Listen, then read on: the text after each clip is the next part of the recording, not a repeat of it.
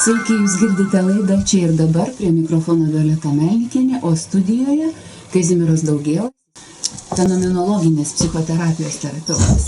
Ir mūsų pokalbio tema – konsteliacijos metodas, kokias problemas jis sprendžia, kokiu būdu keičia mūsų požiūrį į mūsų problemas, gal net naują pasaulėžiūrą. Kuo ypatingas tas metodas? Tai, man atrodo, pokalbį pradėkim labai konkrečiai. Kas yra konsteliacija? Gali internete rasti sisteminį šeimos konsteliaciją. Šis metodas nėra senas, jisai turi 20 su virš turbūt metų tik tai. Tai kaip metodas ir kaip praktika, kaip teorija ir praktika visai naujas mokslas. Kam jo reikėjo, kai yra šitiek daug psichoterapijos rūšių? Na, kalbant apie, sakysim, kam reikia, iš esmės pasaulis vystosi ir psichologija, psichoterapija, lygiai taip pat kaip bet kuri kita mokslo arba žmogaus pažinimas ir jis vystosi. Ir šiuo metu atskleidžiama labai daug įvairių, sakysim, naujų pažinimo žmogaus asmenybės, vidinio gyvenimo, žmogiškų ryšių ir vystosi ne tik sisteminė fenomenologija, psichoterapija kaip vienos rūšis. Vystosi įvairios kitos terapijos rūšys, sakykim. Tai vystosi puikiausiai ir, sakysim, ir neurolingvistinis programavimas kaip psichoterapijos rūšys, ir integralinė, sakykim, psichoterapija, ir sisteminė, ir visos kitos rūšys yra vystymosi procese, atrandami vis nauji įrankiai, tam, kad padėti žmogui, nes terapeutai, matyt, beieškodami atranda vis naujų galimybių. Šitas metodas, man atrodo, labai patinkas, nes jis man labai metafiziškas. Galiu pacituoti, kad klausytojai suprastų, kodėl aš taip sakau, pacituoti jūs. Viename straipsnyje jūs rašote, jeigu kuris nors priklausantis šiai sistemai asmuo, turima galvoje šeima giminė, yra atstumiamas, atskiriamas arba užmirštamas, pavyzdžiui, anksti mirė žmogus, negimęs kūdikis arba nesantuokinis vaikas, tuomet atsiranda netvarka sistemoje, kuri pasireiškia kurio nors šeimos nario apsunkintomis būsenomis, įvairiomis lygomis arba negatyviais jausmais, kurie yra išgyvenami kaip savi. Tačiau tai gali būti atstumtojo asmens, kažkurio iš tėvų, senelių ar kitos svarbaus giminės nario jausmai. Išgyvenimai ir patirtis, kurie perimti kaip palikimas. Šie susipynimai dalyvauja daugelį vyro ar moters, tėvų ir vaikų, kitų socialinių santykiuose. Labai įdomu, kaip veikia šitas mechanizmas. Jeigu aš nepažįstu savo giminaičio, kaip jis man gali perduoti savo problemą? Arba negimęs, aš jo net nemačiau. Na, iš tiesų, norėčiau padaryti tokią nedidelį įžangą, kad kalbant apie tos ryšius, apie tos nematomus perdavimus, sakykime, tai nereikėtų kalbėti apie tai, kad šita sritis psichoterapijos tą visiškai naujai atrado ir lygtai čia dabar padarė stebuklą. Iš esmės, apie transgeneracinius ryšius, apie ryšius kaip sistemoje, taip, apie sisteminius ryšius, jau, sakysim, kaip vystėsi sisteminė šeimos psichoterapija, kalbėjo ir, sakysim, daugelis kitų mokytojų, sakykim, ir specialistų. Tai yra, sakysim, yra Miriam Bauno sistemų teorija ir Ivano Bazarmenino vengrų amerikiečių mokslininko tyrinėjimai apie transgeneracinius ryšius. Jis ten kaip tik ir kalba apie, sakysim, apie tai, kad yra tam tikri lojalumai šeimoje, lojalumai sistemoje, kur vieni tampa lojalūs kitiems, apie tam tikras, sakysim, ryšius tarp kartų, apie tai, kad yra tokie dalykai kaip ir šeimos, kaip sistemos, pavyzdžiui, buhalterija ir tam tikros sąskaitos, kurios vienų, sakysim, sudarytos, kitų gali būti mokamos.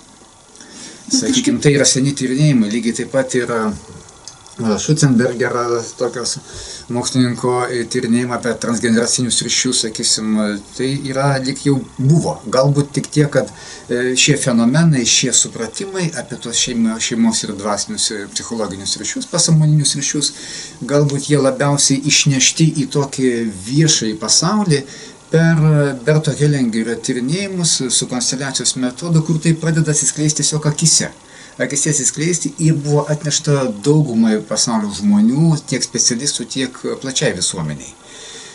Taip kad čia yra toliau išvystyti kitų specialistų atradimai ir tyrinėjimai, tik tiek, kad išvystyti taip labai aiškiai matomai. Bet ar tai ne metafizika? Mes buvome įpratę, kad genetiškai yra paveldimos lygos, kažkokie galbūt ir pasaulėžiūriniai dalykai formuojasi, bet čia atrodo labai keista. Kaip tas mechanizmas veikia? Kai aš gaunu tokį klausimą, aš dažnai paklausiu. ar jūsų galiu paklausti, ar jūsų auditorijas, ar yra tekę girdėti, kad kas nors sakytų jums, štai pas tave tokia valia, kaip pas tavo senelę. Taip, jeigu aš ją mačiau. Ne, aš užduodu klausimą. Ar yra tekę girdėti, kad kas nors sakytų, kad pas tave toks užsispyrimas, arba tokia valia, arba tokios įžvalgos, kaip pas tavo prosnelė, arba senelė, ar, sakykime, senelės seserį, kurios jūs, sakysi, nematėte.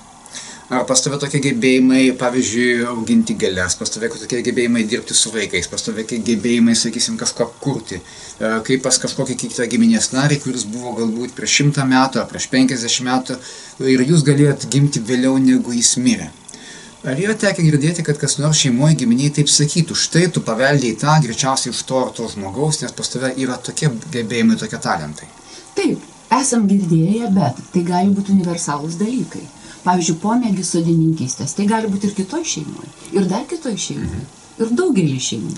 Be abejo, štai, sakykime, paprastas dalykas. Kada mes dažnai girdime tokius dalykus, ir, sakysim, tai yra fenomenas, kur mes atsiliepiam, jaučiame, kur yra vienas dalykas, sakiau, universalūs dalykai. Taip, jūs teisai, yra ir universalių dalykų, tačiau yra tokių dalykų, kurie tiesiog sieja.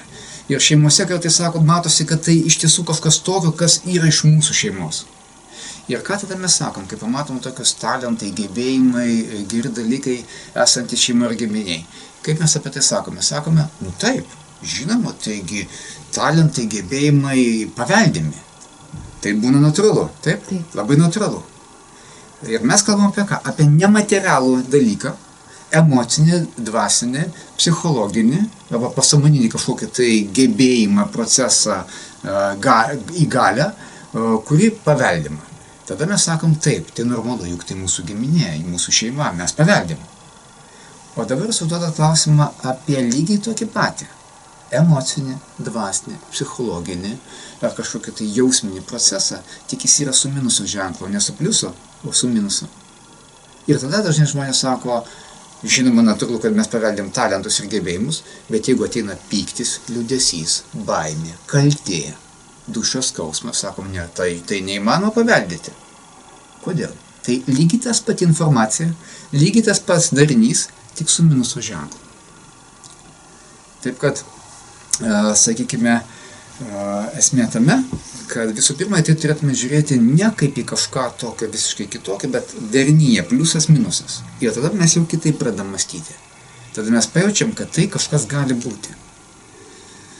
Ir jeigu toliau sekti šitą atsakymą į šį klausimą, sakykime, lygiai taip pat, kaip minėjau, kaip fenomeną, kaip faktą, nagrinėjant šitos procesus, jau buvo ir kitų specialistų darbai iki Berto Hellingerio, kuris yra šitos psichoterapijos rūšies pradininkas. Jis šitų dalykų nesugalvojo. Tie dalykai jau buvo psichologijos, psichoterapijos pasaulyje. Jie buvo tyrinėjami, matomi, aiškinamisi, bandoma su jais dirbti. Genogramą, kam buvo reikalinga? Genogramą tam jau buvo reikalinga, kad pasiekti tos ryšius ir pamatyti. Ir pamatyti, kuriuose kryptyse, sakysim, gali būti tie procesai, lojalumai, kaltės, sąskaitos ir visa kita. Ir štai Bertas Hellingeris su tokiu metodu, kuris akivaizdžiai taip rodo, galbūt padėjo pamatyti tai kitoje šviesoje. O kaip tai gali būti? Čia mes kalbam apie tam tikrą šeimos arba giminės, pavadinkime, tam tikrą psichoemocinį lauką, psichoemocinę erdvę. Apie tai, kad yra bendra šeimos giminės, pavyzdžiui, psichologinė, emocinė, dvasinė erdvė, taip, sakykime, mes patys irgi galim tai suvokti ir apčiuopti. Pavadinkime tokį dalyką, pavyzdžiui, net jeigu mes netikim jokiais dvasiniais dalykais, sakykime, bet netgi senais sovietiniais laikais, taip, kada buvo negalima tikėti, taip, ir tie visiškai netikinti, sakysim, komsomolistai taip pat sakydavo, yra toks dalykas kaip duša komsomolo, duša narodo. Dvasia komsomolo, dvasia liaudės, dvasia tautos, dvasia darbininko, dvasia inteligento, taip, ir šeimos dvasia. Ne? Toksai. Ir tai buvo normalu, kaip kažkas, kas mus jungia, kažkas, kame mes esam, kažkas, pagal ką sekame. Tai lygiai taip pat eina apie tos pačius procesus. Yra bendra psichoemocinė dvasinė erdvė, kurioje mes tiesiog esame ir kiekvienas įžengęs savo gimimu į tą šeimos sistemą, jisai papuola į tą psichoemocinę erdvę, kurioje iš tiesų yra visa informacija apie tai, kas ten įvyko arba dedasi. Tai aš kaip suprantu dabar klausydama jūsų, kad apskritai visas problemas galima spręsti būtent šituo metodu. Aš taip nepasakyčiau. Pasakykit, kokias problemas jūs sprendžiate? Iš Su tiesų- kokiom ateina? Ateina tai su visokom. Ateina su visom problemom. Tai, Aš nežinau, kur kreiptis. Su žmonės, kokiom problemom ateiti būtent dirbti šituo metodu pas jūs? sakykime, gali su bet kokiom santykiai nesiseka, nerandu žmonos, nerandu vyro, taip. Arba kai randu, tai vis volačius. Arba, sakysim, vis kažkas tai netinkama. Arba, sakykim, pijokas. Arba, sakykim, jau su savo žmona pragyvenam kažkiek metų, pradėjom pyktis. Ateina vaikai, su vaikais nebesusikalbam. Taip? Tai yra tiesiog žmogiškųjų santykių klausimai. Pirmas paprastas etapas. Taip? Toliau mano vidinės būsenos liūdesys, baimės, skausmas, pyktis, nerimas. Taip? Įvairūs, sakysim, emociniai, psichologiniai, dvasiniai sutrikimai. Taip? Nerandu savo vietų šitam pasaulyje, negaliu savęs realizuoti kaip asmenybės. Taip? Ir tokie klausimai. Gali būti ir klausimai, pavyzdžiui, kodėl man nesiseka darbe, biznyje, kodėl man, sakykime, neįsitvirtinu savęs visuomenėje. Irgi taip pat, visi bendražmogiški klausimai. Tik tai, sakykime, kuo labai išsiskiria, sakykime, šita sritis, galbūt, kad daugelį įvairių klausimų, kur mes turime, pavyzdžiui, aišku supratimą, kažkas mane, sakykime, galbūt sužeidė gyvenime, ar tenai tėvų pyktis, atstumimas, arba ten prievartą patyriau, arba kažkas mane labai išgąsdino. Ir atitinkamai dabar aš, pavyzdžiui, bijau tam tikro tipo žmonių, tamsaus, šviesaus ar kažko tai, ar vengiu. Jeigu buvo mano tiesioginė patirtis ir dabar gaunasi kaip mano reakcija, taip, atitinkamai daugelis kitų psichoterapijos sričių ir psichologinio konsultavimo pakankamai gerai gali padėti. Aišku, jeigu yra, sakysim, trauminė patirtis, reikalinga traumas terapeutas, sakykim, ar jeigu yra tikrai trauminė patirtis.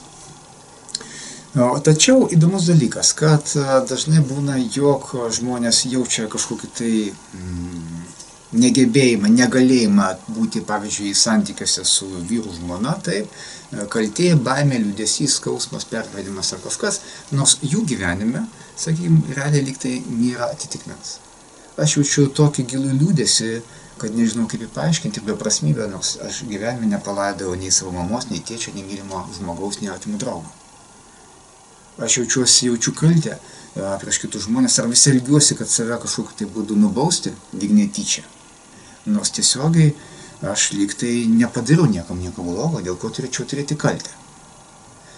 Aš jaučiuosi nereikalingas arba nereikalinga, nors mano tėvai ir artimiai sako, mes tave mylim, tu reikalingas ar tu reikalinga. Ir vadinasi, tais atvejais, kada matom, jog mano gyvenimo atitikmėje lyg nėra to, ne? Tada jau yra klausimas, o iš kur tai yra?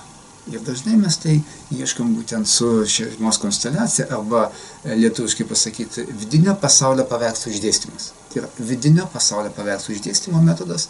Mes pamatom tuos mano vidinio pasaulio paveikslus ir iškyla ta informacija apie tai, iš kur tai yra.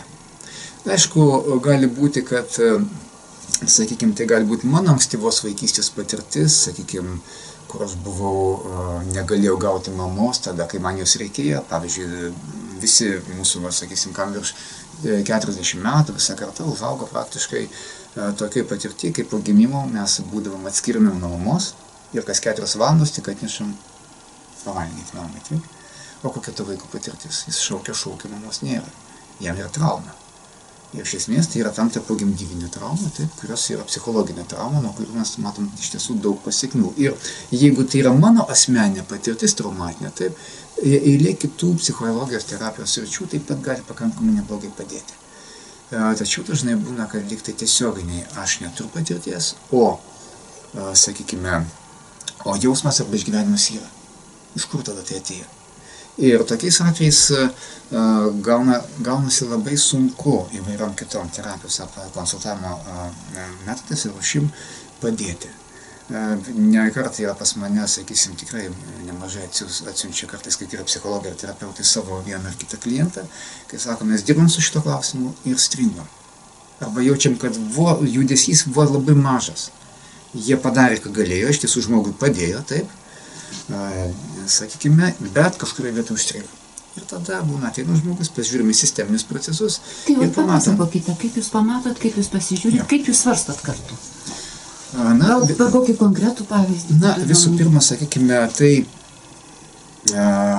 tas sisteminis darbas. Sisteminis darbas, nes visų pirma, kaip minėjau, sisteminė fenomenologinė psichoterapija ir šeimos konsteliacijos. Šeimos konsteliacijos yra įrankis. Pagrindinis šitos srities psichoterapijos įrankis, kaip metodas, taip. Bet jis nėra visa terapija, taip.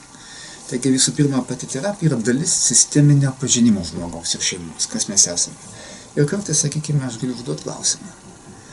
Pavyzdžiui, žmogui tiesiog pakalbėdamas, štai dabar tu jauti liūdėsi, dabar, pavyzdžiui, sakykime, jauti liūdėsi, baimę, arba kai grįžta vyras namo, tu jautiesi liktai jis tave išduotų, galėtų. Jis net nesiruošia, o aš jaučiuosi, sakysim, liūdna, liktai taip galėtų įvykti. Ir jau kartais užduodu klausimą tavo šeimoje, tavo giminėje. Kartais nėra moters, kuri būtų išduota palikta savo vyru. Ir kartais sako, taip, aš žinau, mano mamos mama buvo savo pirmo vyro arba mylimo sužadėtinio palikta. Faktas žinomas, taip. Ir jeigu aš sakau, sakykime, o kaip dabar tai jautiesi, kai tai prisiminiai. Ir kartais būna, kad pas žmogų natūraliai kyla jausmas. Jausmas sąskambis, tai yra vidinis rezonansas, sąskambis ir mes matom, kad jo kūnas, fiziškai kūnas, jausmai reaguoja į tą temą, į to žmogaus temą, vien per pokalbį. Bet žiūrėkit, ar negali žmogus reaguoti ir į tokią pačią temą kito žmogaus? Juk mes puikiai žinom, kad skaitydami meno kūrinius, žiūrėdami filmus, mes išgyvenam katarsį. Bet tas poveikis yra trumpalaikis. Emocija suveikia, tu suvoki, bet po to vėl grįžta tas pats jausmas. Čia yra esmė tame, kad, sakykime, jeigu to paties žmogus paklausia apie kažkokius kitus žmonės, taip, panašaus likimo, panašaus kažkokius, taip, jis reaguoja tokiu būdu, kaip jūs sakot, pats yra sąskambis, taip. Bet jeigu bekalbėdamas atrandi vieną žmogų, kurios galbūt net akyse nemastė, bet vien pokalbį ar nuotraukos matėme, pas jį atsiranda ypatinga reakcija, kitokia ypatinga reakcija. Dažniausiai pasimato, kad tai yra visai kitas kanalas ir toliau mes dirbame tuo ir tą kryptimį. Kaip toliau dirbate? Na, jau yra toliau įvairūs pokalbio metodai, apie kuriuos čia galbūt nėra galimybės įsiplėsti kalbėti. Tai yra pokalbis, klausimai, atsakymai, sakykime, įvaizdžio, įsivaizdavimai, sakysim, tam tikros afirmacijos arba, sakykime, santykis su savim viduje. Įvairūs įrankiai, su kuriais mes padedam tam žmogui pamatyti, ar ta jo reakcija, vidinė jausminė reakcija, kūno reakcija, emocinė reakcija, jinai iš tiesų skirta tam objektui, ar tik tai vienas iš daugelio. Bet žiūrėkit, labai dažnai mes... Tačiau aš čia pasakysiu, kad čia aš pradėjau nuo to, kad vien pokalbyje, jeigu terapeutas ar psichologas turi sisteminį supratimą, jis gali užduoti sisteminius klausimus apie tas, kas yra šeimoje, taip, ir kartais iš klientų pamatyti tokius išlendančius atsakymus, kuriuos jis pats nesitikėjo ir kurie veikia. Reikia tam tikro sisteminio supratimo, dėl ko aš jau minėjau, kad sistemų teorija, taip, arba nagrinėjimai įvairių kitų sisteminės terapijos, sakysim, kas dirba su šeima,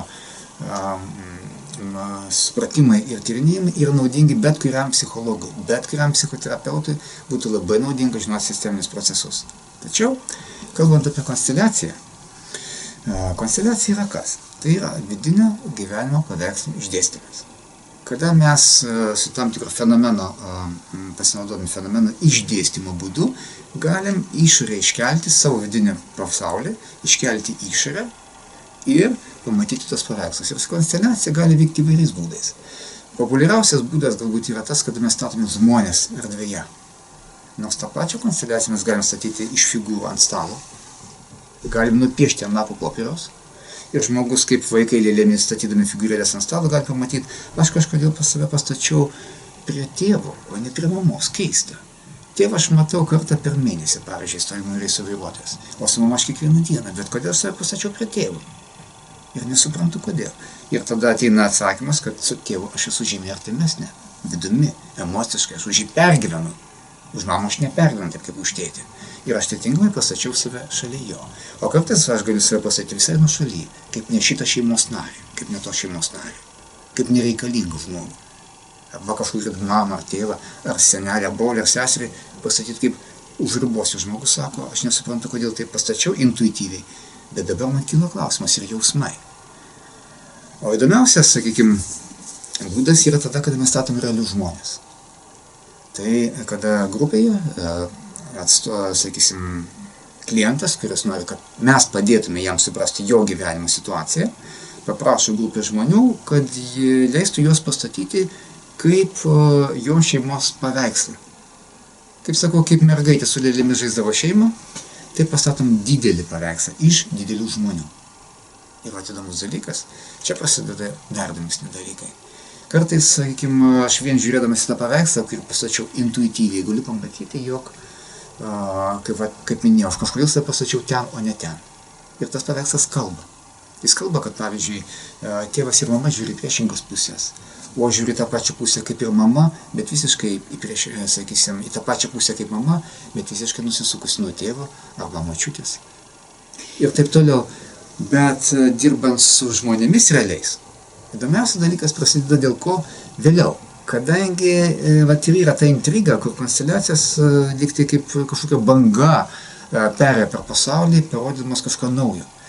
Tai įdomu, kadangi tie žmonės, kurie pastatyti rolėse, jie pradeda patys jausti tos šeimos nario jausmus. Bet jūs prieš tai turite papasakot problemą? Ar jie nežino problemos, o spontaniškai, intuityviai jie vaidina? Jie nevaidina. O ką jie daro? Vaidina psichodramoje.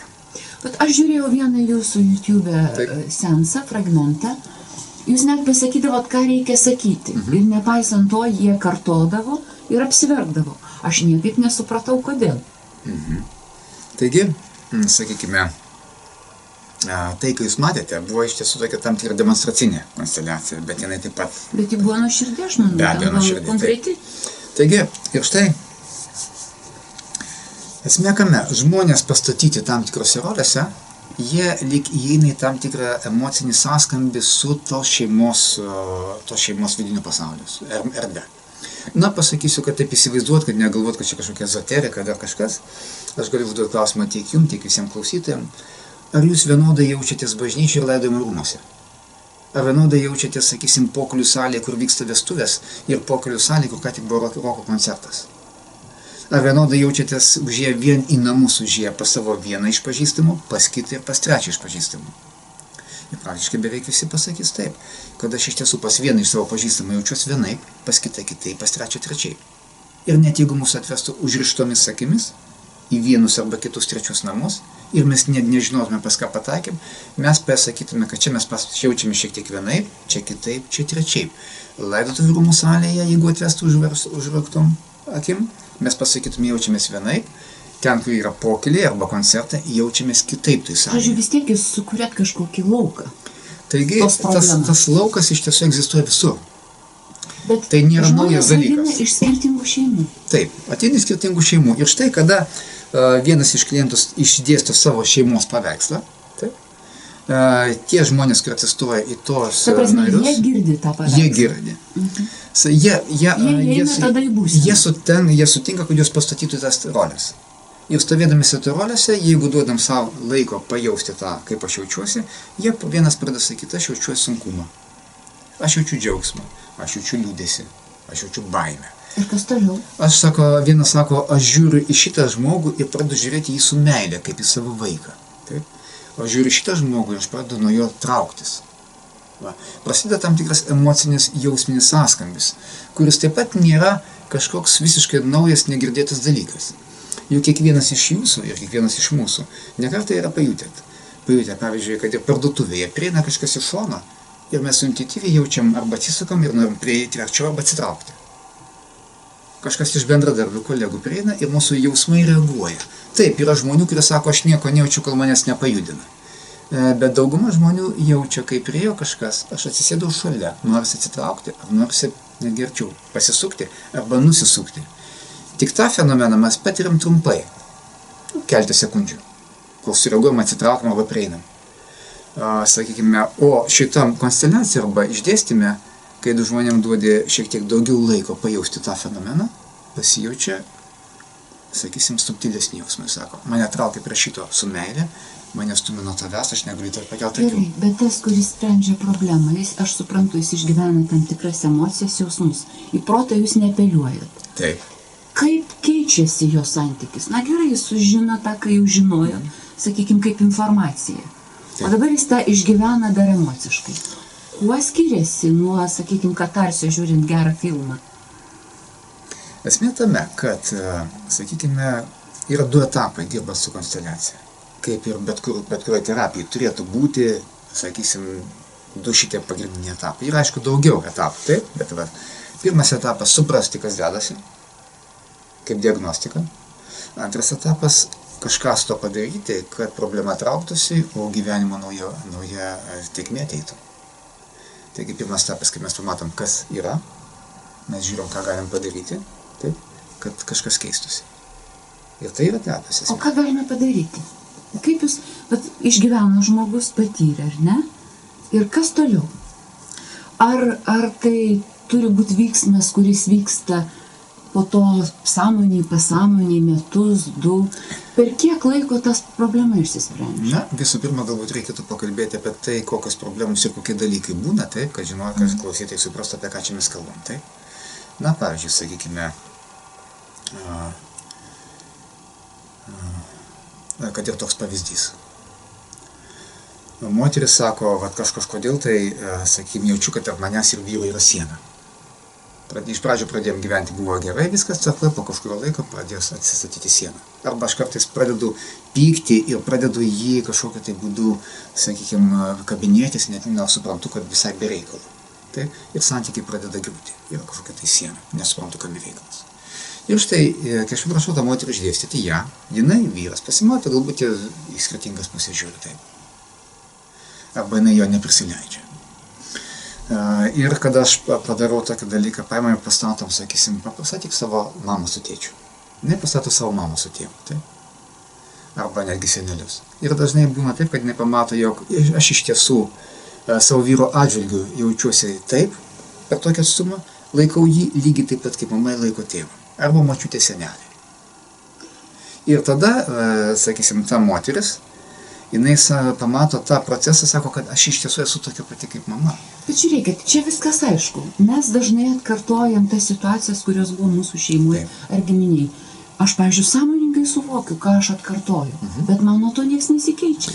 Taip, todėl, ką daryti, kad keistųsi? Pirmas žingsnis yra suvokti, ką darome, taip.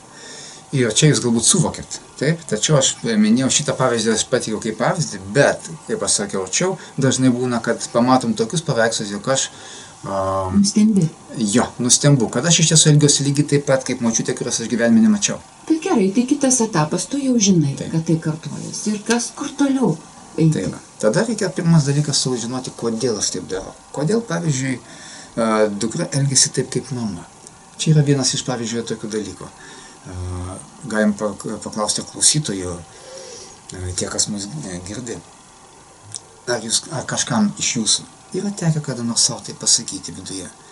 Aš niekad nedarysiu taip, kaip mano mama. Ir aš nebūsiu tokia, kaip mano mama. Manau, kad kiekvienas turi tą. Daug tokių žmonių. Kas atsineša iš šeimos kažkokiu dalyku. Ir štai, ką mes vėliau pamatom. Dažniausiai po kažkiek tai metų, po 10 ar 20 metų, ta moteris pamato, kad aš būtent taip pradedu daryti su savo vyru, su savo vaiku, su pinigais ar dar su kažkuo, kaip mama. Kodėl taip yra? Bet ir klausimas, kodėl taip yra. Sako, aš noriu daryti kitaip. Noriu išvengti šitą. Ir atrodo viską daro. Ir viską daro, bet vis tiek gaunasi taip. O kodėl? Ir ką daryti, kad nesigautų? Ir va čia esmė, kol mes nesuvokiam tikrosios giliosios priežasties, kodėl, tol galime praleisti 10 valandų konsultavimui, terapijai, treningams ir vis tiek vidinis pasaulis pradeda sugrįžti atgal. Todėl, kad mes nepamatėm tikrosios priežasties. Ir štai čia bando įsivaduoti, kiek daug žmonių bando įsivaduoti iš savo šeimos gyvenimo modelio buvusio. Kiek nori pradėti naują gyvenimą. Taip, nemažai kam pavyksta. Tačiau yra vienas dalykas, jeigu jiem pavyksta tinkamu būdu, jie išsivaduoja. Jeigu jie bando tiesiog pabėgti ir palikti viską nukirtę, jie pamato, kad jie patys pradeda elgtis taip pat, arba jų vaikai pradeda elgtis taip, kaip jų tėvai, ko jie nenorėjo matyti. Bet čia man yra metafizika. Įdomus dalykas. Taigi, sakykime, kalbant apie metafiziką, taip, aš galėčiau užduoti tokį klausimą. Tai, ką mes matom tai kaip kažką nerealaus, ar kad matom fenomeną, kuris vyksta, norim to ar nenorim. Dažniausiai mes matom tai kaip fenomeną, kuris vyksta, norim mes to ar nenorim. Taigi, tada klausimas, kas vis dėlto priverčia dukrą elgtis kaip mama, arba sūnų kaip tėvas, net jeigu jis pats arba jinai pati keikia tą motiną arba tą tėvą. Kas priverčia jį arba ją taip elgtis tyčia, netyčia. Ir štai čia, būtent dirbdami su konsteliacija, kada tie išoriniai paveikslai išeina išorę, išdėstom žmonės, tiesiog tai yra metodas, kuris padeda greičiau apčiuopti esmę, greičiau pamatyti tą procesą. Ir čia, sakykime, Bertas Hellingeris, kuris tuo metodą atrado, taip, įnešė į psichologijos terapijos pasaulį. Kaip minėjau, jisai tų sisteminių principų pagrindinių jis neatrado, jis pats paėmė iš kitų specialistų, jau iki jo tyrusių tai pasaulyje, kai ką jis aišku įnešė naują. Ir šitą metodą atradęs jis pamatė, kad tai, kas sieja vaikus ir tėvus, senelius ir anūkus, ir tai, kas verčia vaikus, sakykime, sekti tėvų blogomis pėdomis, tai yra gilus lojalumas, gila priklausomybė ir jinai yra paremta gilia meilė. Nepaisant visko. Nepaisant visko. Ir štai, sakykime, dabar tie, kas mus girdi, galim padaryti netgi vieną eksperimentą. Ir jūs, ir aš pats, ir savo, kiekvienas. Jeigu dabar kažkas iš mūsų pamatė arba galvoja apie tokį dalyką, aš elgiuosi taip, kaip mama, ko nenoriu daryti. Aš elgiuosi taip, kaip tėvas, ko aš visiškai nenoriu daryti, noriu to išsilaisvinti. Jeigu mes dabar pažiūrim šitą faktą, kaip aš darau, pabandykim padaryti taip. Pažiūrėti savo mamą, arba į tėvą atitinkamai taip, pažiūrėti savo mamą ir pasakyti, brangi mama, dabar aš darau lygiai taip pat, kaip ir tu. Nes kai aš darau taip pat, kaip tu, aš tiesiog esu arčiau tavęs, mama. Bet kartais norisi būti toliau. Nesvarbu, kas norisi. Ir čia aš kviečiu šitą frazę pasakyti. Pasakyti savo. Jo, savo viduje ir pažiūrėti, kaip mes jausimės. Pažiūrėti mamą, sakyti, brangi mama. Net norėdama daryti visiškai kitaip, net įdėdama pastangas daryti kitaip, aš vis dėlto darau būtent taip, kaip tu vėl ir vėl. Todėl, kad kai aš darau būtent taip, aš esu arčiau tavęs. Kadangi jūs darote eksperimentą, pasakykit, kaip jūs jaučiatės taip sakydamas. Ir štai tada, palauk, čia pirmas žingsnis. Aš esu arčiau tavęs, brangi mama. Bet tai žodžiai, bet jeigu jausmai yra atvirkštiniai, jeigu norisi būti toliau ir nekartot, tai ar tai veikia šitie žodžiai? Na, pirmas dalykas reikia tą padaryti. Jeigu jūs leistume dabar savo tai padaryti. Aš pabandžiau. Va. Aš nesu mama padariau, bet... Va. Tada sakykime, tada klausimas, ne? Tiesa tai ar netiesa? Vadinasi, jeigu mes atpažįstam, kad tai tiesa, elgdamasi taip pat kaip tu, aš esu arčiau tavęs, mama. Sekantis žingsnis pasakyti, brangi mama, aš esu arčiau tavęs, nes man tavęs trūksta. Bet jeigu gali pasakyti, kad netrūksta, esu arčiau, bet man nepatinka būti arčiau. Žinot, kas yra? Dažniausiai sakoma, netrūksta ir nereikia ir nenoriu daugiau matyti, tada, kada aš viduje jaučiu iš tiesų, viduje yra didelė skylė, arba man tos mamos, kurie manęs reikia, yra virš galvos. Mes nesukonkretinkime mamą, tai gali būti tėvas, tai gali būti senelis, tai gali būti brolis. Taip. Kokią problemą sprendžia? Tai va, esmė tame, dažnai tai būna, jeigu kalbam apie vaiko ir tėvų santykį, taip arba senelių. Jeigu sakom, man jų netrūksta ir nereikia. Netrūksta ir nereikia. Dažnai toks pasakymas, man jų netrūksta ir nereikia, yra šaltas. Romantiškai, gali būti labai skausmingai. Būtent, jeigu yra skausmingai, netrūksta, todėl kad man jų skausmo užtenka, tiek, kiek man jie skaudina man sočiai. Taip? Toliau. Vadinasi, aš nuo jų pabėgau, atsitraukiau, nes negaliu būti su jais, nes man skauda. Ir čia yra įdomus dalykas.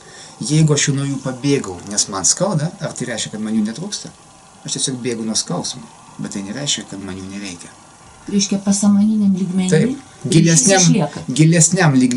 Taip, gilesniam lygmenį man jų iš tiesų trūksta.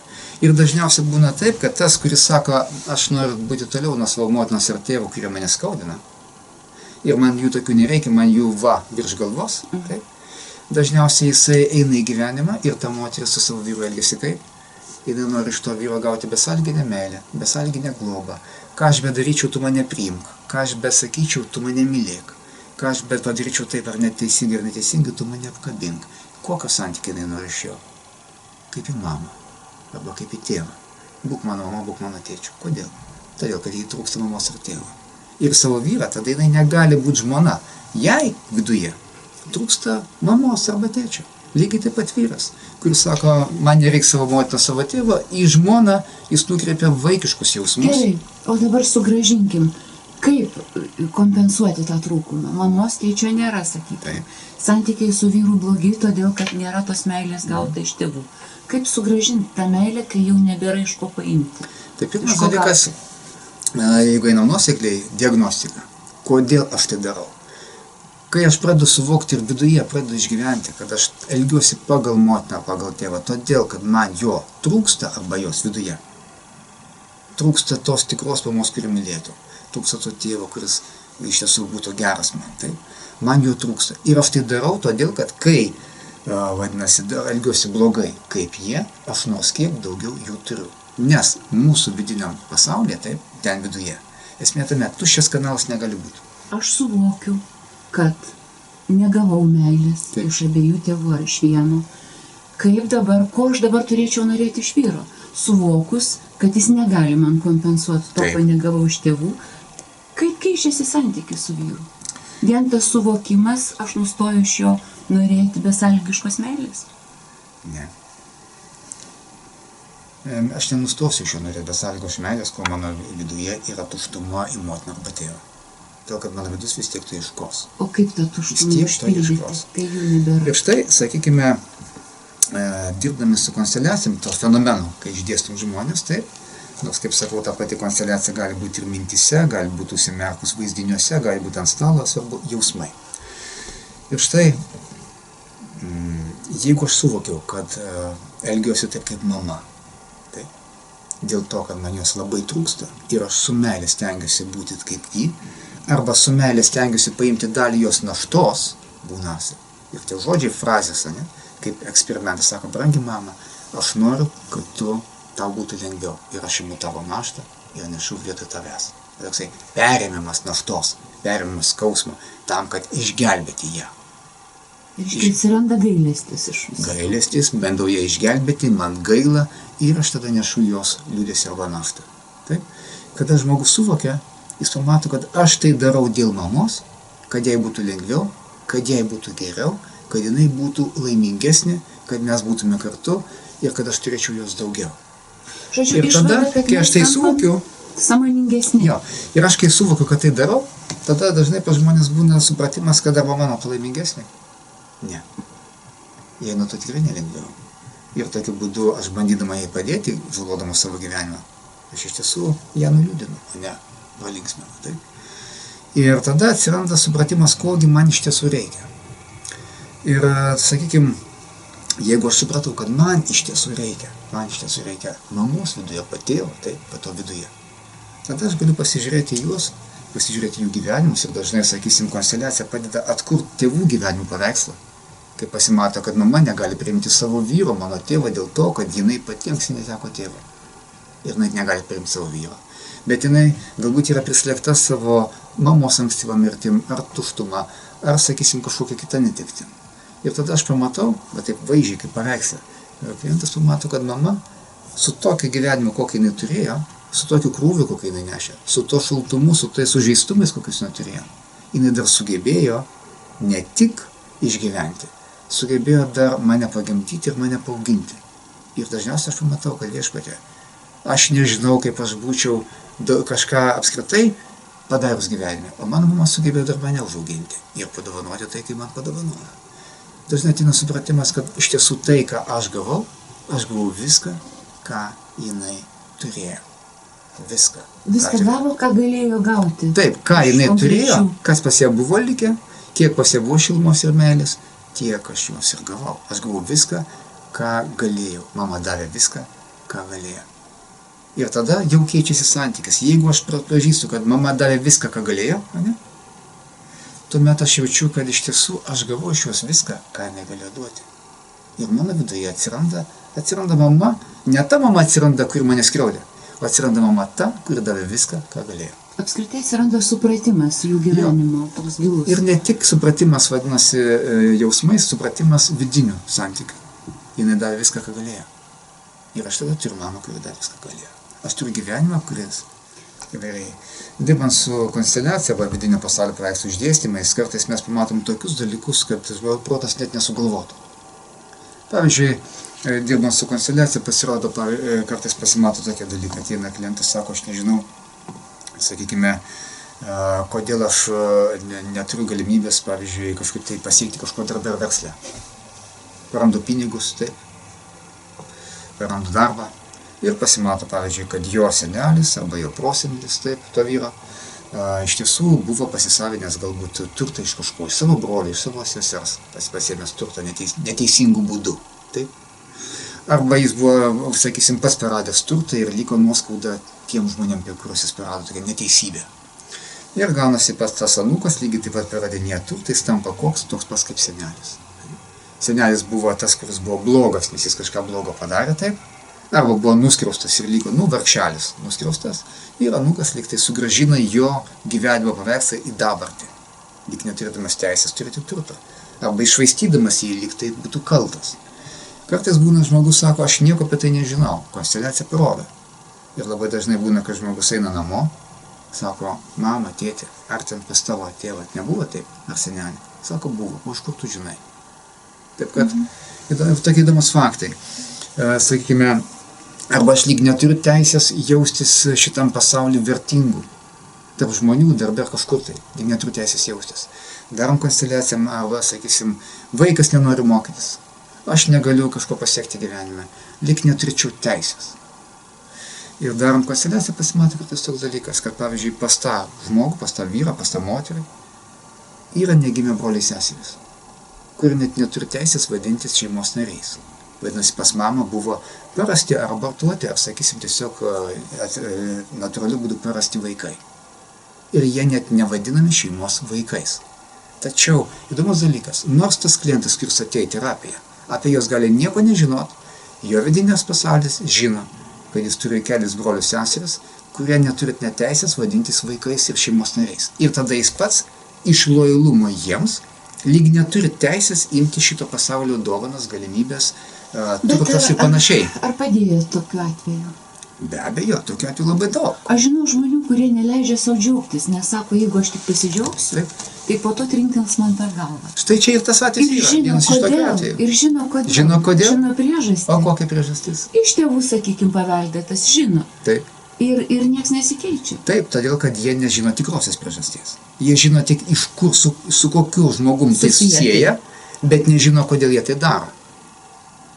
Ir štai, pavyzdžiui, konsteliacija kaip ir tai pavyzdžiai parodo, kad tose pavyzdžiuose buvo, sakykime, kaltė senelių, taip, arba negimė vaikai šeimoje ir aš lyg neturiu teisės, iš lojalumo jiems pats negaliu džiaugtis gyvenimu. Ką darom konsteliacijos metu? Čia yra tik diagnostinė fazė. Konsteliacijos metu mes nutiesiam tą santykį ir pasakom, taip, tu esi mano šeimos narys. Aš žiūriu tave ir priimu tave kaip savo brolį ar seserį. Ir tai duodu vietą tau savo širdyje. Tai yra ne tik protu pasakomi žodžiai, tai yra ta erdvė, kur kūriasi vidinis jausminis santykis. Ir dažnai žmonės sako, aš taip ir niekada nežinau, iš kur pas mane tuštuma mano širdį. O kada aš dabar pasižiūrėjau, taip virtualiai, sakysime, emociškai pasižiūrėjau į savo brolius seseris, kuriam nepavyko užaugti, aš sakau, aš priimu jūs kaip brolius ir seseris savo širdį. Aš duodam vietą. Ir jis pajaučia, kad pas jį patį atsiranda vieta gyvenime. Jis pats turi teisę būti šitam pasaulyje ir kažką gero nuveikti. Arba jeigu kaltė buvo pas senelį, jis sako, brangus senelį, net jeigu tu turi kaltę, net jeigu tu turi skolą, aš pripažįstu, net jeigu tave visi atstumė, kad tu buvai blogas, aš tave priimu kaip teisingą, nes jeigu tavo gyvenimas būtų buvęs kitoks, šeimos istorija būtų vyniojusis kitaip ir mane šitam pasaulyje nebūtų. Vadinasi, aš esu šitam pasaulyje tik todėl, kad tu buvai toks, gyvenai tokį gyvenimą ir šeimos istorija buvo tokia. Tai mano vienintelis bilietas iš pasaulio. Tai Aš priimu tai kaip dovaną. Tai aš dabar labai primityviai paklausiu vis dėlto. Taip. Per kiek laiko tas keičiasi? Ilgesnį laiką, trumpai, Jo, greitai? ir štai priklausomai nuo to, šitas faktas, kurį mes atrandame, yra, sakykime, pas žmogų kokiam lygmenį. Ar jisai sugeba išgyventi 100% per terapinį užsiėmimą? Būna taip, kad žmogus 100% vidus atsidaro, išgyvena 100% per terapinį užsiėmimą šitą faktą, jo širdį, jo vidiniam pasaulyje atsirado pilnatvė, jis išeina, jam pasaulis kitam spalvom šviečia. Žodžiu, Gali būti, kad per 1 valandą keičiasi tai, kas nesikeitė 10, 20, 30 metų. Tačiau čia retesni atvejai. Žymiai dažniau yra tai, kad konsteliacijos metu mes pamatom šeimos istoriją, kas už ką nešė naštą, kas kieno kaltę turėjo, kas dėl ko, sakysim, neleido savo džiaugtis gyvenimu. Ir tai, ką pamatom terapinio proceso metu, per šeimos istorijos paveikslų išdėstymą, tai būna kaip upelis, kuris pradeda tekėti to žmogus viduje ir eidamas į gyvenimą, jis galbūt tuos pačius žodžius, tuos pačias frazes, jis dar pakartoja, jis susitinka su tai žmonėmis, apie tai pasikalba, kad jo viduje tas upelis galėtų tekėti ir tai, kas vyksta konsteliacijos, sakysim, per valandą proceso metu, terapinio proceso metu, dažnai žmogaus gyvenime vyksta eigoje kelių savaičių ar mėnesių netgi metų kitų eigoje. Yra žmonės sako, tai, ką aš mačiau, kas vyko konsteliacijai, va, pirmas 15 minučių, antras, trečias, ketvirtas, mano gyvenime vyko va, po 2 mėnesių, po 4, po 6, po 8 mėnesių. Tiesiog procesas vyksta be abejo, bebendraujant ir taip, todėl, ir net pasąmoniai kažkokie prisiminimai iškyla. Be abejo, todėl, kad šeimos konsteliacija kaip išdėstymas, kaip metodas, jisai nėra stebuklų lazdelė. Tai yra įrankis padėti žmogui pamatyti savo vidinį pasaulį ir suskambėti su savo vidinio pasaulio esme, kad jinai pradėtų keistis ir transformuotis. Galim sakyti, kad šita terapija keičia pasaulėvaizdį žmogaus? Be abejo, neabejotinai.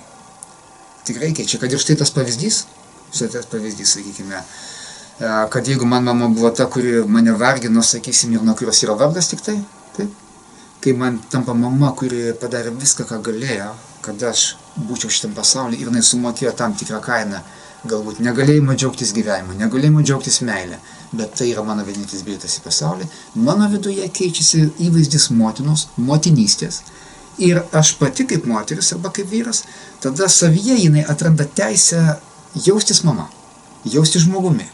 Jinai pradeda žiūrėti į savo būsimą gyvenimą ir jos viduje gyvenanti kategorija mama, tėvas, taip, jau yra pozityvi. Tada jinai pati lyg atranda teisę pati tapti mama. Nes neretai būna, kad, pavyzdžiui, šeimos negali susilaukti vaikų. Todėl, kad viduje yra lyg neturiu teisės susilaukti vaikų, nes mama yra blogai, arba vaikai yra blogai.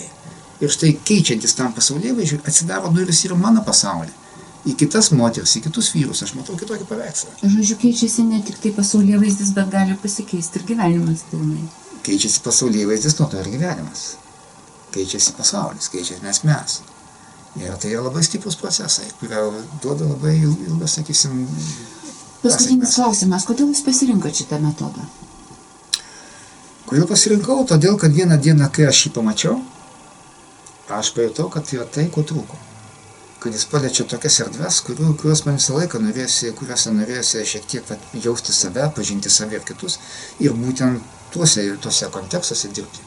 Aš pajutau tai, kad tai reikšminga man, mano gyvenimui, man pačiam, aš pats visų pirma tapau klientu. Tais klausimais, kurie buvo nepasiekiami kitais psichologiniais ar terapiniais būdais. Kiek Lietuvoje yra tokių dirbančių tuo metodu? Specialistų? Taip. Internete atradau tik tai 2. Na, iš tiesų, sakykime, tikrai sertifikuotų specialistų, taip? Tai yra vos keletas, kurie iš tiesų yra pilnavertę mokymo programą,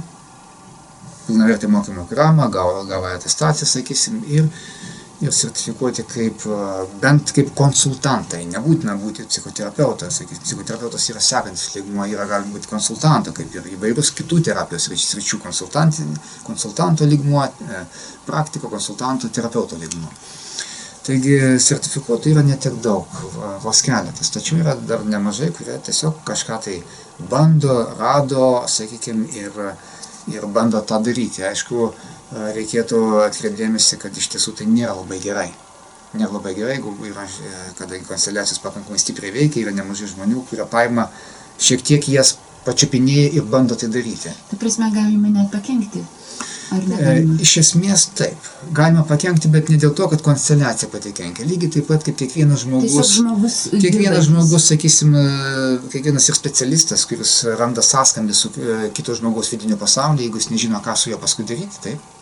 Nežino, kaip jisai sudėliotas, kokios ten procesai vyksta, gali būti, kad kažką iškelia ir negali toliau palydėti. Na, dabar pasakykite, per kiek laiko išsisprendžia ta problema? Per vieną konsteliacijos seansą, per kelis? Tai priklauso nuo žmogaus, kuris turi problemą, nuo problemos sunkumo. Ar būna taip, kad, sakykime, tas procesas pasąmonėje vyksta metus?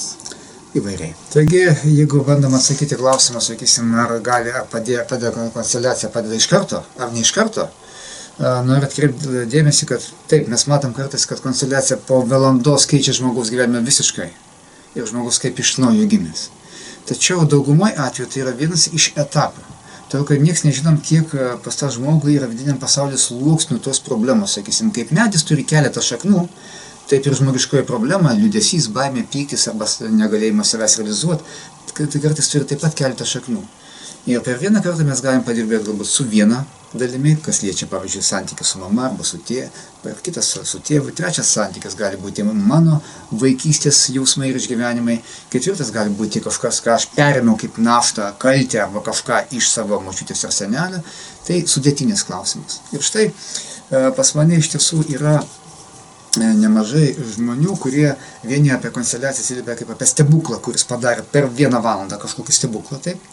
Kiti pasakė, aš grįžtu namo ir aš matau, kad ne tik aš, bet savaitės ar 2 ar 3 savaičių bėgiai, ar ten mėnesių bėgiai pradeda keistis mano šeima, artimieji, mano vaikas, kuris buvo piktas, pradeda kitaip jaustis, pradeda būti visai kitais jausmais. Ir tai vyksta eigoje savaitės, 2, 3 ar mėnesių. Tačiau negalime konsteliaciją žvelgti kaip į stebuklų lazdelę, kad jinai vieną padariau ir viskas. Kartais reikia kelių etapų. Todėl, kad sakykime, lygiai taip pat kaip žmogaus organizme. Pavyzdžiui, jeigu mes matom organizmą žmogaus ir norim pagydyti, pavyzdžiui, atskirai žarnyną, o pas žmogų dar serga kepenys, kasa ir, sakysim, ir skrandis. Neįmanoma atskirai išgydyti vieno žarnyno, jeigu serga kepenys, kasa ir skrandis. Mes turim padėti vienam organui, kitam, trečiam ir viskas bendrai kaip sistema gyja. Lygiai taip pat ir su vidiniu pasauliu.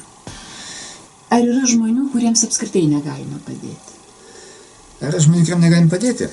Va čia apie tą siaubą ir... Be abejo, sakykime, taip. Kad apskritai negalim padėti, aš nepasakyčiau. Ir čia kalba tik tai, ar konkretus terapeutas sugeba rasti kontaktą su žmogum. Ir tą situaciją, ar sugebam rasti kontaktą. Aišku, būna žmonių, kurie yra viduje labai uždari ir jie jausminis kontaktas labai silpnas. Ir tokiais atvejais jam netinka darbas su konsteliacija, mes turim dirbti kitais metodais, kitais būdais, kad atsirastų jausminis kontaktas, tada paskui galim perėti prie darbo su konsteliacija. Bet ar nebūna taip, kad žmogus tiesiog jaučia baimę suvokti tą problemą, jis nepasiruošęs psichologiškai? Be abejo, labai normalu, kiekvienas mes turim savo norą tvarkytis ir gydyti savo vidinį pasaulį ir gyvenimą, tačiau pas mus viduje taip pat yra kažkas, kas bijo to, nenori. Todėl, kad ten viduje gali būti labai kažkas skaudaus. Ir štai, turiu ne vieną atvejį, kada žmonės sako, aš dirbau 1, 2, 3, 4 kartu, taip. Ir tik tai po metų, po 2, aš atėjau iki tos pagrindinės problemos pasaulio. Todėl, kad ir supratau, kad ačiū Dievui, man sakė, ačiū Dievui, kada per pirmą kartą neatsiskleidė tas vidinė gelmė. Todėl, kad, sako, mano psichika matyt būtų neišlaikiusi, mane arba į psichiatriją nebūtų išvežę, arba dar turėčiau kažką kito baisaus daryti. Tik tada, kai aš sustiprėjau, užaugau, apgydžiau kitas savo dūšios dalis, aš galėjau prieiti prie pagrindinio klausimo ir jį su juo kažką gero padaryti, kad jis gydytų. Gerai, ačiū.